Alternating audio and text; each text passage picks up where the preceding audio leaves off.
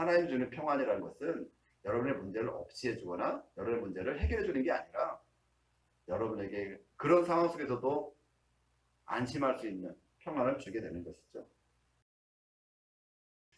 오늘 아침에 잠깐 TV에 보니까 진또배기라는 노래가 나와요. 진또배기가 마을 입구에 이렇게 솥대라 그러죠. 나무선 거기 오리 3마리 이렇게 얹어놓은데요. 노래가 그래요. 마을을 지켜주는 오리 3마리래요. 정말 지켜줄까요? 물불 바람을 막아주고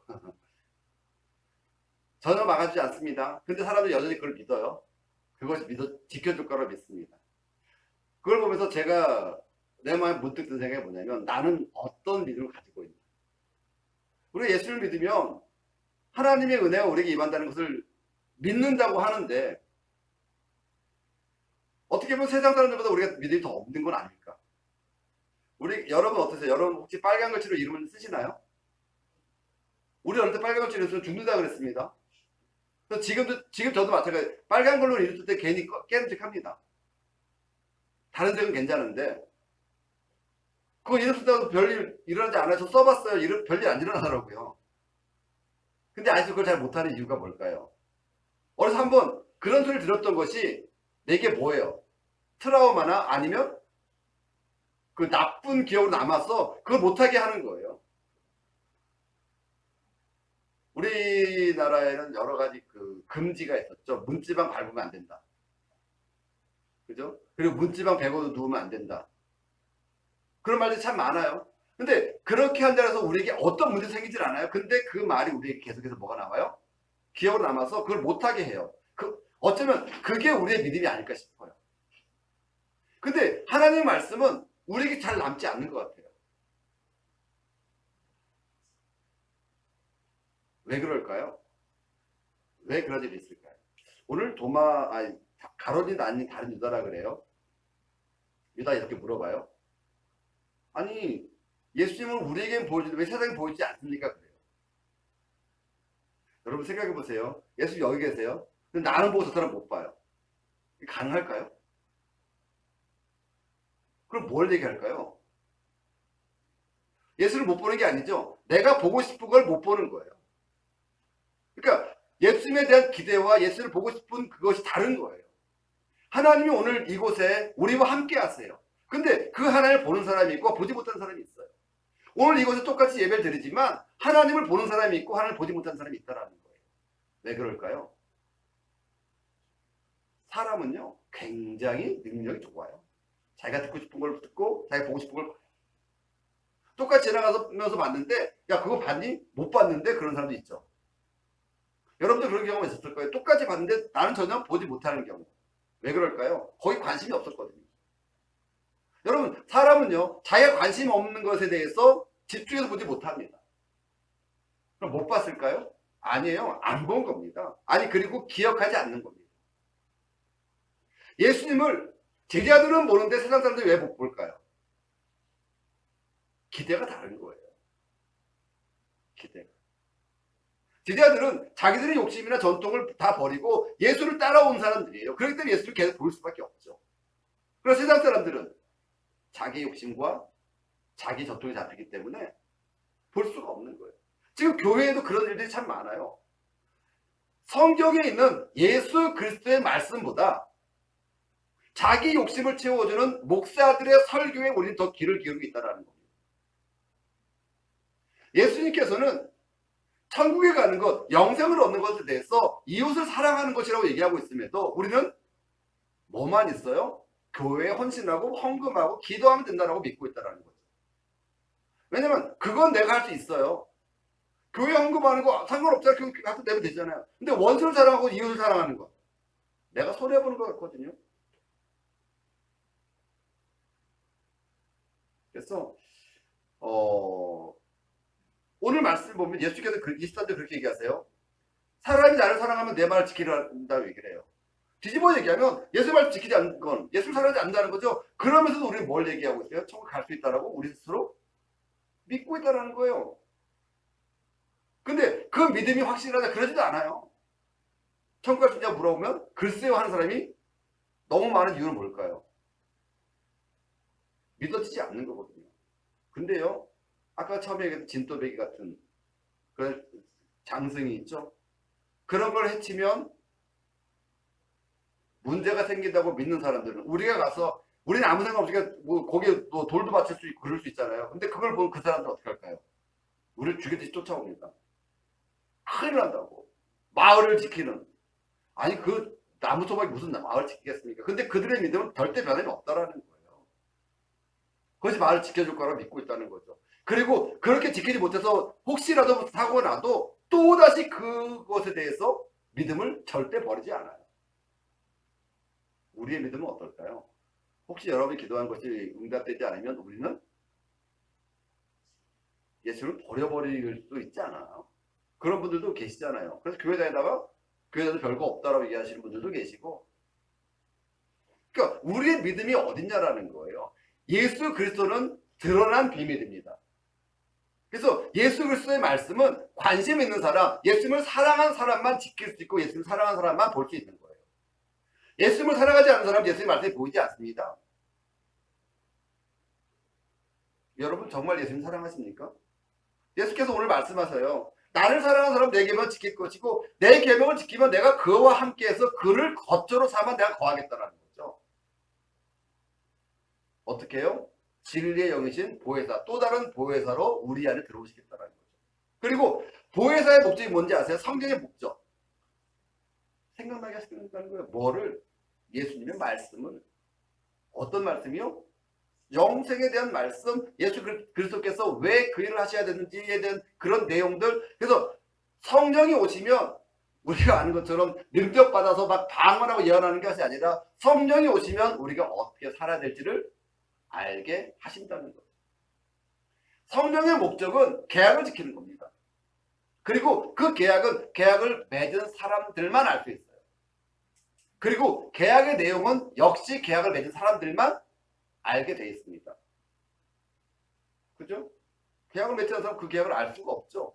그리고 그 계약을 봐도 뭔지 몰라요. 왜요? 내가 맺은 게 아니고 관심 없거든요. 그러니까 하나님을 사랑하고 하나님과 계약을 맺은 사람은 성경을 보면 하나님의 말씀이 이해가 돼요. 근데 하나님과 계약을 맺지 않은 사람들은 봐도 모르는 거예요. 이게 무슨 소리야? 이게 도대체. 이웃 사랑하라고? 아니 내 걸 왜 줘? 교회 내면 내가 낸 거라도 있으니까 뭐 하나님 복이라 주시겠지. 이웃 사랑하면 이웃에게 주면 아니 내게 돌아오진 않을 건데 그걸 왜 줘? 그런 생각들이 우리에게서 떠나지 않게 된다는 겁니다. 아무리 설명하고 아무리 보여줘도 계약에 관심 없는 사람들은 그 계약을 지킬 마음이 없는 거예요. 제가 교회에서 여러분에게 아무리 서로 사랑해야 된다, 사랑을 나눠야 합니다라고 얘기해도 그것에 대해서 관심이 없는 사람들은 들리지 않는다는 겁니다. 뭐만 들릴까요? 어떻게 하면 복 받을 수 있을까에만 우리의 귀가 열린다는 거예요. 그러니까 우리가 눈이 멀었다는 얘기. 예수께서 그랬죠. 너희가 본다고 하니, 너희가 듣는다고 하니 라는 말씀을 하시죠. 그래서 뭐라고 말씀하세요? 보지 못하는 자가 복이 있고 듣지 못하는 자가 복되다고 말씀하고 있어요. 그것이 무엇을 의미하고 있을까요? 여러분 그 귀가 안 들리시는 분들은요 특별한 능력이 있다고 그러죠. 청각이 발달해서 우리가 듣지 못한 소리를 들어요. 그죠? 앞이 안 보이는 분들도 마찬가지예요. 저는 송명희 시인이 공평하신 하나님을 얘기할 때 그분이 그렇게 얘기하죠. 나 남이 못 본 것을 보았고 나 남이 듣지 못하는 음성을 들었다고 얘기를 해요. 여러분은 어떠십니까? 여러분 그 음성을 들을 수 있으십니까? 여러분 그 하나님을 만나실 수 있습니까? 우리가 욕심이나 전통에 매이면 절대 볼 수 없는 게 예수 그리스도입니다. 보세요. 예수님이 지금 3년, 아니 33년을 거기 유대에 계셨죠? 3년 공생을 하세요. 근데 오늘 말씀해 보니까 제자들에게는 보이는데 다른 사람들은 보이지 않는데요. 다른 사람들에게 왜 보이지 않았을까요? 욕심이 달랐기 때문입니다. 욕심이 달랐기 때문이죠.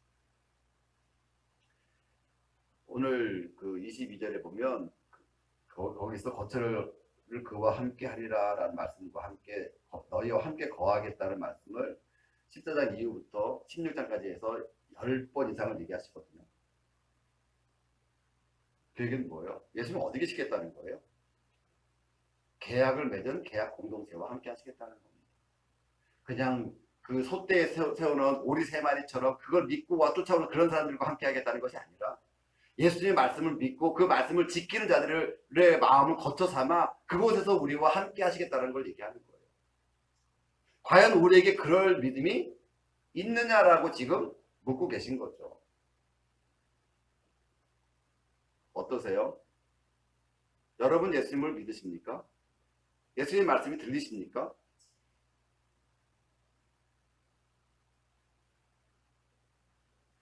(17절에) 보면 그런 말이 있었죠. 예수님께서 성령을 뭐라고 얘기해요? 진리의 영이라 그래요. 예수님께서 고별적으로 3번 하시거든요. 그 3번마다 그 보혜사에 대한 언급이 있는데 15장 36절에 보면 15장 36절에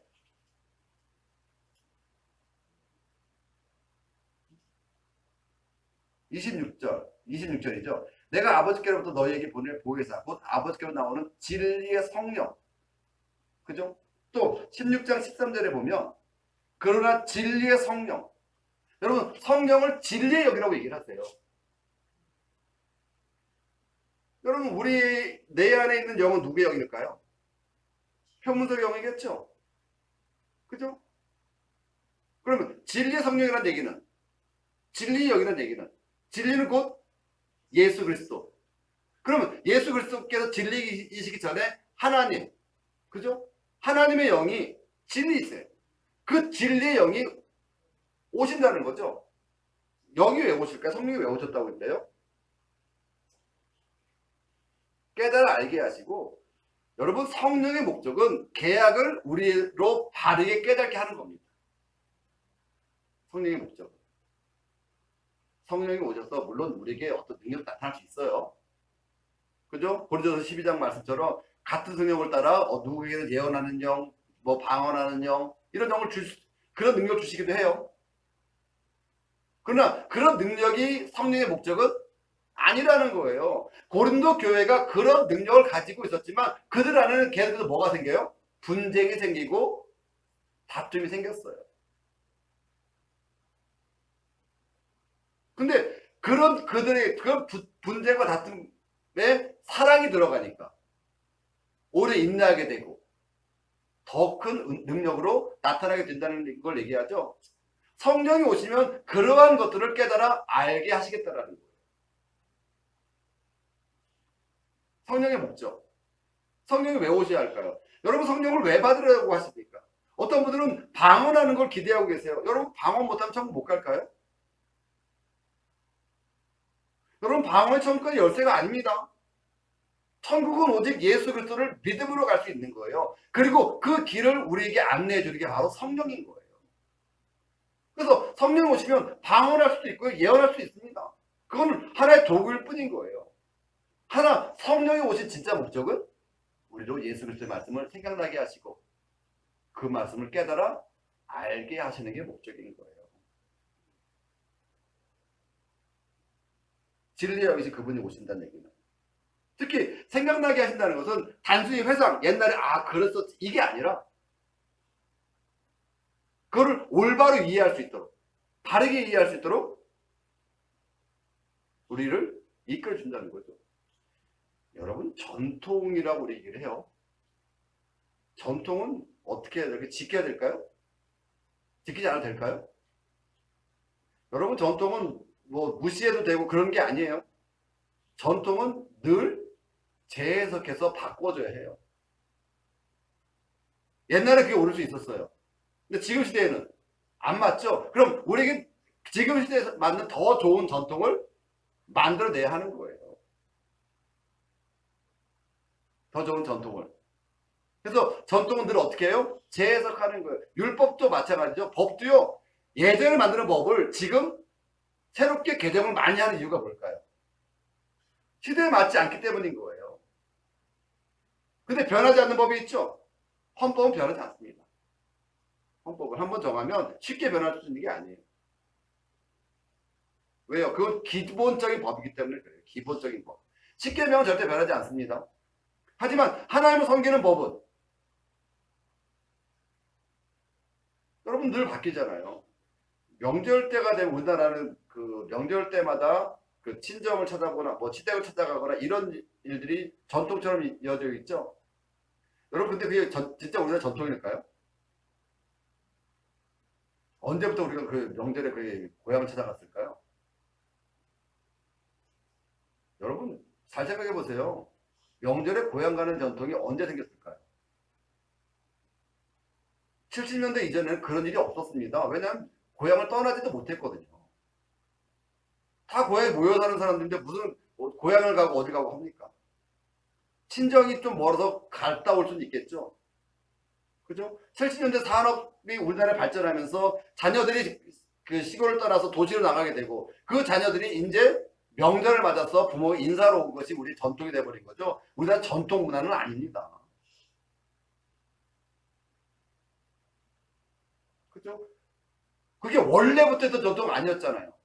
그리고 그때는 그럴 수밖에 없었죠. 그럼 지금은요? 지금 맨날 보는데 뭘 굳이 명절까지 또 저걸 힘들게 오라고 합니까? 명절 지나서 만나도 되고 명절 아닐 때 만나도 되지 않습니까? 근데 우리 안에 뭐가 생겼어요? 명절 때만 가야 한다는 생각을 가지고 살고 있기 때문에 그걸 못 버리는 거죠. 그리고 60년대, 70년대, 그 70, 80년대만 해도 여자들이 나가 돈 버는 일이 별로 없었습니다. 여자분들이 집에만 있었죠. 그러니까 부모님 섬기기 위해서 음식을 만들 수 있었어요. 지금은요. 돈을 벌어야 사기 때문에 애들이 너무 힘들어해요. 그런 며느리, 그런 자녀들에게 와서 뭐 음식 해라, 뭐 해라. 여러분이 좀 양보하면 안 될까요? 그거 내가 해줄 테니 너희가 와서 그냥 즐겁게 놀다 가라.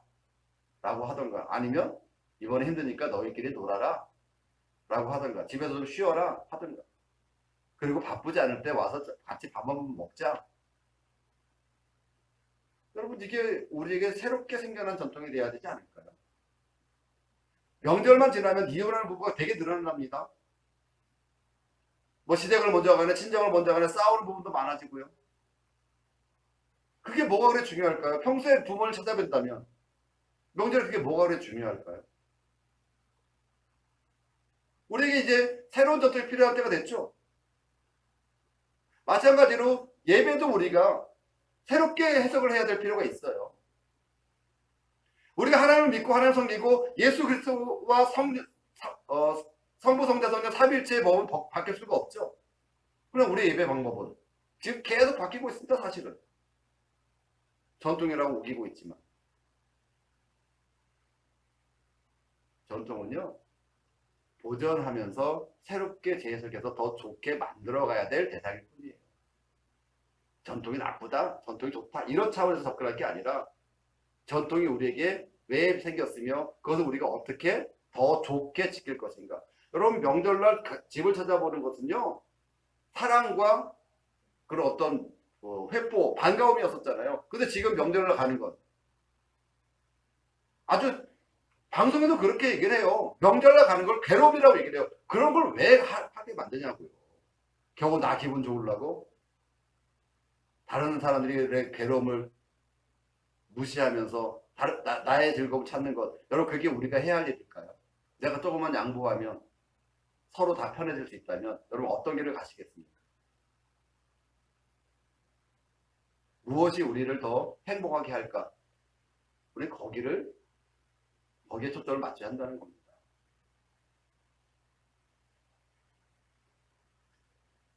예수께서도 성령이 오시면 우리에게 율법을 어떻게 지켜야 될 것인가, 왜 지켜야 될 것인가, 거기에 대해서 바르게 해석해 주시겠다는 겁니다.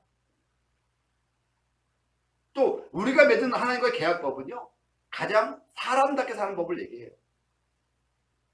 그래서 어떻게 해요? 사랑하는 거잖아요. 양보하는 거잖아요. 베푸는 거잖아요. 그리고 그게 진리입니다.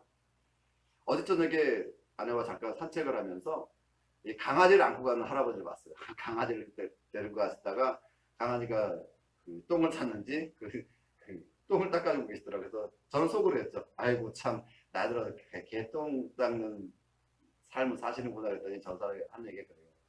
그것도 사랑이라고. 생각해보니까 사랑은 그런 거예요. 내가 끊임없이 주는 거예요. 그러면서 기뻐하는 거예요. 우리가 사랑하면서 왜 실망할까요? 내가 사랑을 준 만큼 기대한 것만큼 받지 못하기 때문인 거죠. 근데 사랑을 줄 때는 늘 뭐 했어요? 여러분 행복하지 않았습니까? 사랑은 주는 게 행복합니다. 사랑은 내가 나누고 베풀 때 행복합니다. 왜 지금 강아지들을 키우고 그 강아지에게도 여러분 사랑에 빠지는지 아십니까? 끊임없이 줄 수 있기 때문인 거예요. 뭔가 사랑을 받을 기대를 갖고 있다면 여러분 우리는 실망하게 되고 낙심하게 되고 원망하게 됩니다. 그러나 사랑을 끊임없이 줄 때는 늘 행복합니다. 그래서 사랑은 주는 겁니다. 그리고 행복한 겁니다. 하나님께서 우리에게 당신의 목숨을 내어주시면서까지 사랑하신 이유가 뭘까요? 그게 하나님의 기쁨이었기 때문입니다. 그러면서 우리에게 얘기하시죠. 너희도 그런 기쁨을 누려보아라는 겁니다. 27절에 보니까 평안을 너희에게 끼치노니 그러죠. 평안을 너희에게 끼치노니 곧 나의 평안을 너희에게 주노라. 내가 너희에게 주는 것은 세상이 주는 것 같지 아니라 너희로 마음에 근심하지도 말고 두려워하지도 말라. 이 얘기는 뭐예요? 평안이라는 건 여러분 언제 우리가 평안을 기대할까요?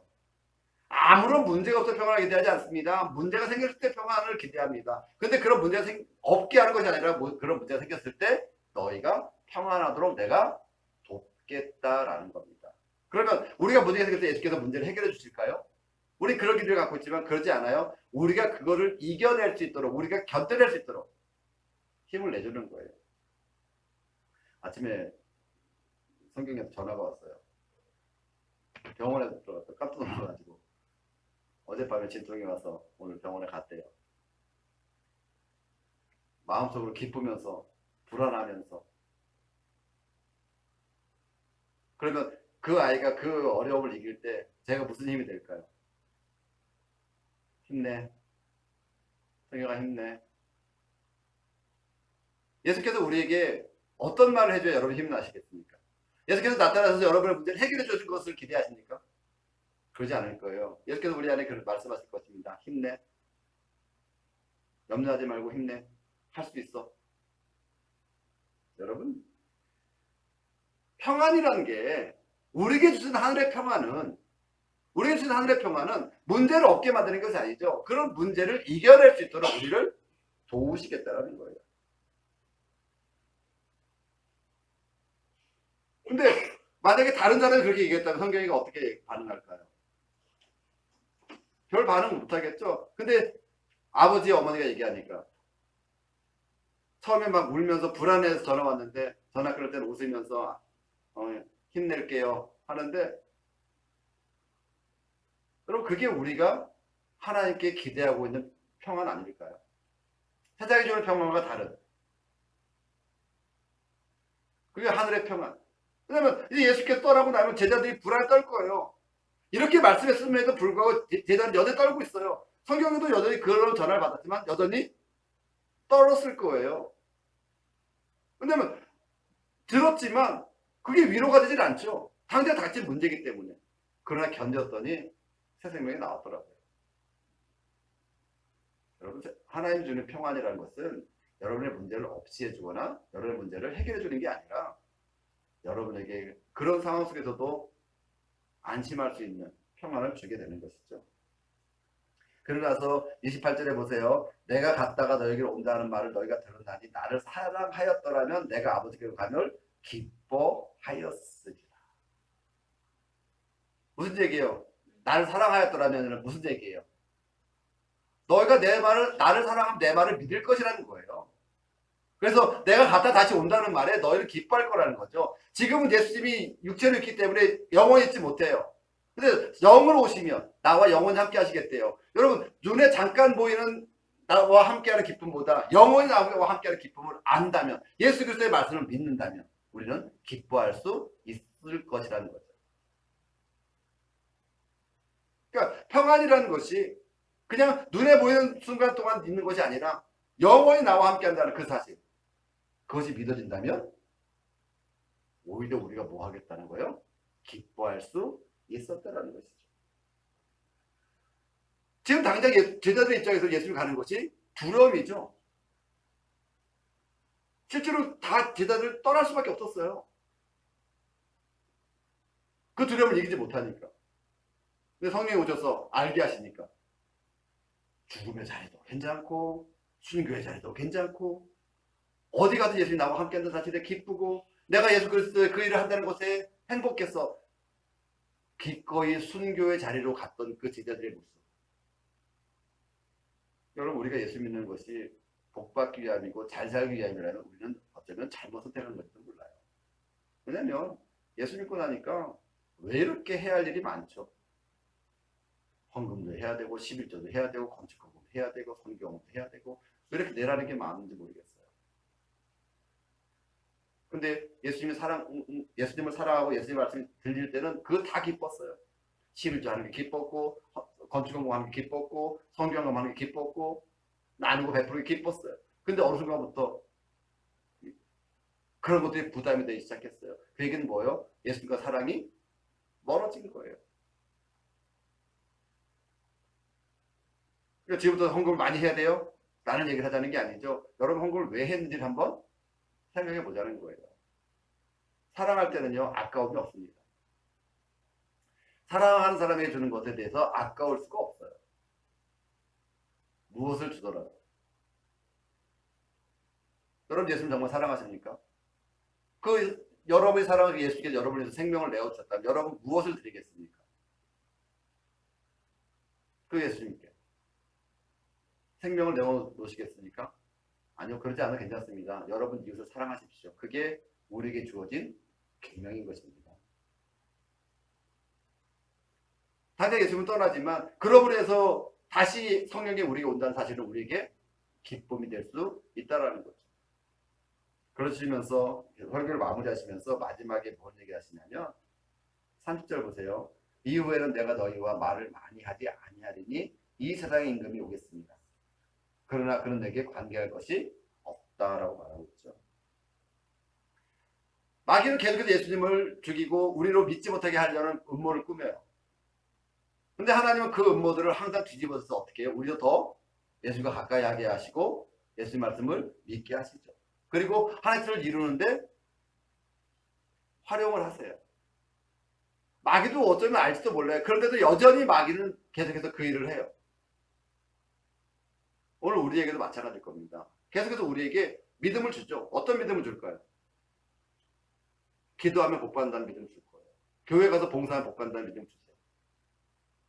성령은 뭐라고 말씀하세요? 그거를 왜 하는 일이 우리에게 물어보실 거예요. 무엇을 위해서 그것을 하고 있냐고 물어보실 거예요. 그리고 이웃을 사랑하기를 우리에게 말씀하고 계실 거예요. 첫 번째 고별 설교를 마쳤습니다. 예수께서 마지막 고별 설교하시면서 제일 처음 시작했던 게 거처 얘기였어요. 우리는 이 거처를 어떤 장소적인 개념을 생각해서 죽어 천국 가는 것 때문에 천국에다 거처를 지어야 되니까 그 천국에 뭐 부흥사들이 와서 천국에 뭐 집을 짓기 위해서 벽돌을 올려야 된다, 뭘 해야 된다라고 얘기를 해요. 여러분 그런데 속지 마십시오. 오늘 23절에 보니까 하나님은 우리 마음을 거쳐 삼고 싶어 하세요. 어떤 마음이요? 예수님과 맺은 계약을 기억하고 그 계약을 지키려는 그 마음. 그래서 나를 사랑하는 자들, 그래서 내 계명을 지키는 자들과 함께 하시겠대요. 여러분 우리가 천국 가는 게 죽어서 가는 것도 물론 있겠지만 지금 당장 우리가 천국을 누릴 수 있는 것. 여러분 예수님 사랑하십니까? 그 말씀을 지키십시오. 그게 고별 설교의 첫 번째 내용이었어요. 그리고 그것을 알게 하실 성령께서 또 다른 보혜사로 우리에게 오시겠다고 합니다. 그 성령이 오셔서 여러분에게 말씀이 깨달아지게 하시고 그 말씀이 믿어지게 하시고 그 말씀을 승리할 수 있게 되기를 예수님의 이름으로 부탁을 드립니다.